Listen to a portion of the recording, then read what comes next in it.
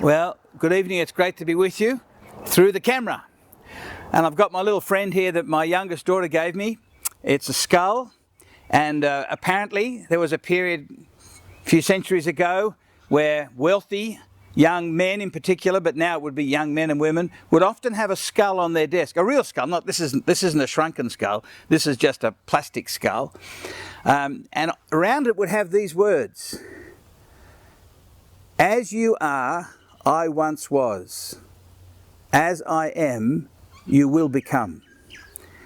And it was to remind young men, nowadays it would be young women as well, on their desks, that death is our one great certainty. Now at this point, please don't let your parents see this. Most adults are terrified of thinking about death, and they think they do us a service by helping young people be as silly as some of us are. But as you know, it is your one certainty. In the end, it's a question of when, not if. In the end, we all get beaten up by the bully, and we all die. And the great thing with Jesus is, he is the one person who bullies the bully. He doesn't just reframe it like in The Lion King with the circle of life, but he actually defeats death, and he shows it in what he does to others, and ultimately, as you know, at Easter, when we get the holiday, himself. Let me draw your attention to what is probably one of my favourite stories in the Bible, in the life of Jesus, through John the eyewitness, John chapter 11. It's the famous story when Jesus goes to a funeral too late. In this story we see that Jesus surprises his friends and makes a distinction, I think, between those who are nearly Christian and those who are really Christian. Those who are nearly Christian and those who are really Christian. And I guess all of us who are listening to this are either nearly Christian or perhaps more importantly, really Christian. So I want to share with you 4 surprises that we see in this passage. There's more, but I've got to be brief. The first surprise is this: the Bible tells you to expect Jesus to disappoint you. Expect to be disappointed by Jesus. He'll never let you down. Never. In fact, it's impossible. But he will disappoint you. We see this in the story in John 11 when Jesus' friends, Mary and Martha, send him a message saying this in verse 4.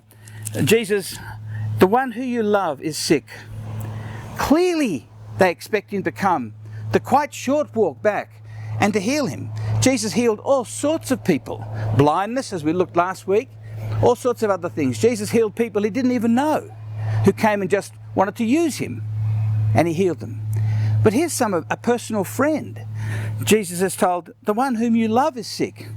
And it's sent as a message from 2 women who are his closest friends, Mary and Martha, this lovely family. But Jesus disappoints them. We're told that he deliberately waits. Now, Jesus loved Martha and her sister and Lazarus. So, when Jesus heard that Lazarus was sick, he stayed where he was for 2 more days. He deliberately waits to disappoint them because he's got something better he wants to show them. They all knew, in fact, most of the people in Jesus' day knew that he could stop you from getting to death. He could heal your sickness, and sickness is often the way that gets you to death. But Jesus wants to show them he's far more glorious than that. He's not just the most magnificent healer ever, but he can bully the bully. He will at times disappoint us. We will expect that Jesus will do this, and because he has better plans, he does that. It's a question of whether or not we think we can trust the one who's died for us. The first surprise is the Bible says Jesus will at times disappoint us, but he will never let us down. Secondly, the other surprise is that Jesus is a bit of a softie. I remember when my 9-year-old daughter said to me one day, as a joke, the same daughter who gave me this skull, she's a bit of a clown. She said to me, "You're a wimp, Dad." Me? A wimp?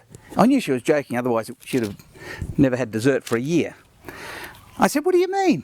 She said, "I've seen you cry." I said, "When?" And she said, "When you got the phone call that Grandma had died." Oh, okay. Now, I knew she was kidding, but I did. I remember I got the phone call and I slid down beside the wall and just cried on the floor. I didn't thump my hands, but I was just sitting on the carpet. And we see in this passage a time when Jesus weeps in verse 35.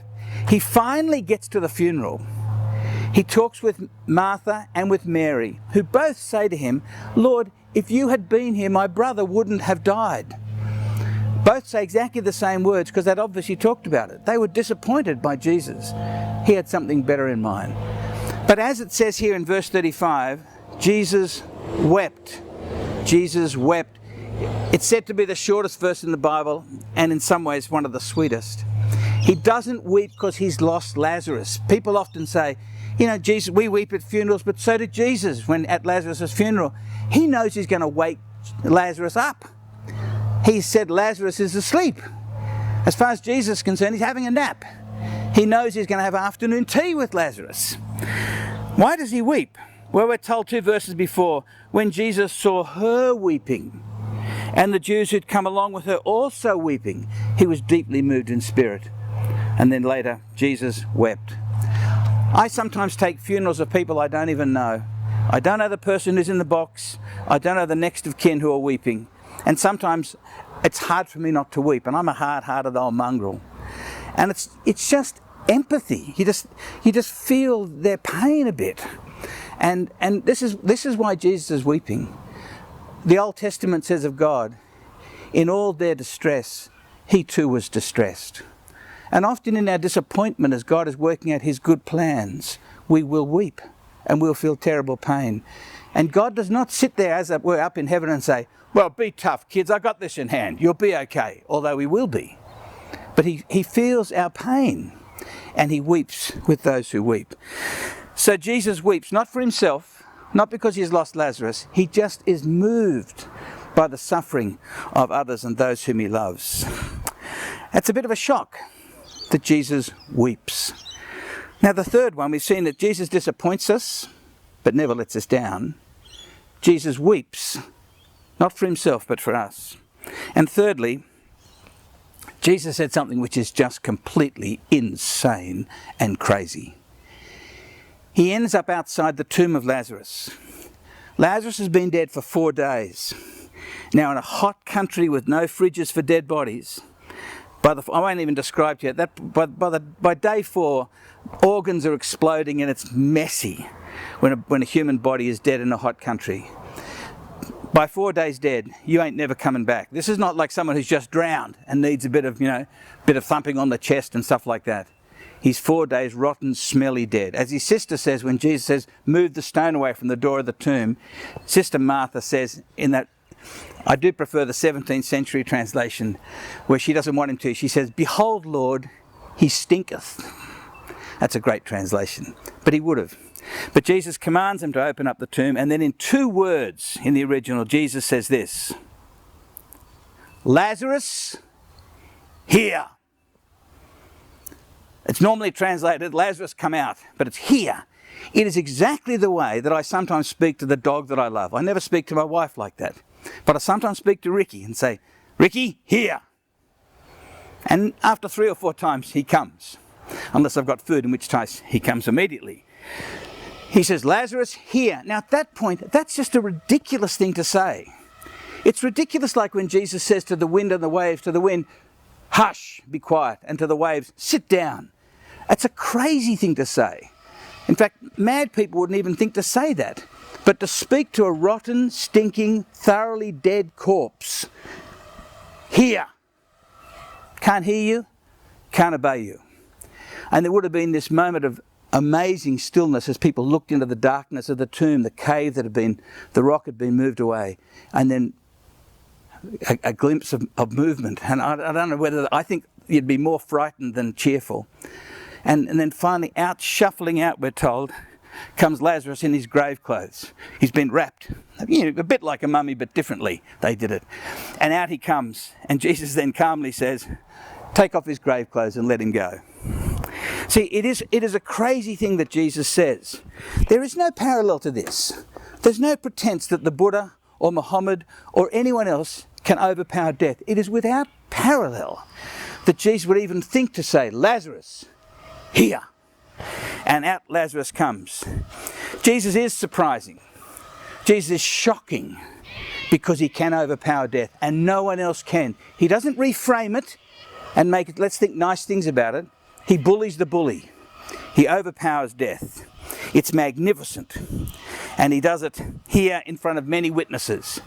We know that as a result of this, if you read the rest of chapter 11 and chapter 12, this was the last straw. Because Jesus gave Lazarus new life, the authorities decided he had to be executed. They didn't like him before this, but from then on the plan was in place. If you read chapter 12, poor old Lazarus, they were planning to kill Lazarus as well, because he was walking evidence. So Jesus and Lazarus were in danger because of that. The third shocking thing about Jesus, he does disappoint us, doesn't do what we want at times. He does weep with us when we weep. And thirdly, we've seen that he does this powerful thing without parallel. The fourth thing is this. Although that verse where Jesus says, Lazarus, here, verse 43, is the most exciting verse in this section, the most important verse is elsewhere. Because with that just tells us what Jesus did to Lazarus. That's one person. But secondly, most importantly, is what Jesus says to Martha in verse 25. Listen to these words. Jesus said, I am the resurrection and the life. The one who trusts in me will live, even though they die. And whoever lives and believes in me will never die. Do you believe this? These words where Jesus says, I am the resurrection. The word resurrection in the original language is made up of two sections, and it means to stand up again. It's literally the standing up of the corpse. It's not some spiritual life going on in some sense, but it's the resurrection of the body. It's the overpowering of death. It's the beginning of new life. And Jesus says that whoever believes in him will have that experience. And the question is, do you trust him? And that's the question he asks Martha and us. Do you believe this?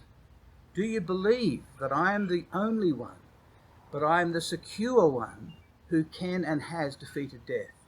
He shows it also by his own resurrection, doesn't he? When he's 3 days dead, he walks out of the tomb. He is without parallel. He is without anyone who even claims to do what Jesus can do. The nearly Christian is often disappointed and sometimes thinks, Jesus hasn't done what I hoped he'd do, therefore I don't think I'm going to be a Christian anymore. But the really Christian understands, of course he'll disappoint us, because he's got something better he's doing. So how much more wonderful for Lazarus, Mary and Martha, that Lazarus gets to die and they see, my goodness, the glory of Jesus, that he can overpower death, and we can all share in that victory. The really Christian, right, understands that Jesus is surprising, trustworthy, powerful. And Jesus asks the question, do you believe this? Do you trust me? And that makes all the difference, particularly in a time when we're plagued by this virus. Thanks for listening.